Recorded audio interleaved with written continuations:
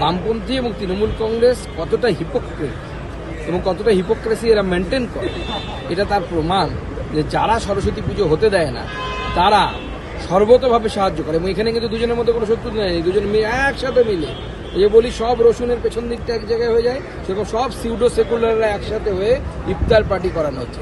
ইফতার party কি secular? আর সরস্বতী পুজো হচ্ছে সাম্প্রদায়িক। এই মানসিকতা পশ্চিমবঙ্গের হিন্দুদের বোঝা উচিত। এই যে কমিউনিস্ট যারা সেজে থাকে কমিউনিস্ট, এরা কমিউনিস্ট নয়, এরা হচ্ছে কমিউনিস্ট। এরা নিষ্ঠতা এদের নেই কমিউনিজমের প্রতি, এদের একটাই কাজ, এটা হচ্ছে ইসলামীকরণ এবং জেহাদিকরণ। যাদবপুর বিশ্ববিদ্যালয়ে অবশ্যই পুজো হয়, ইফতারও হয়।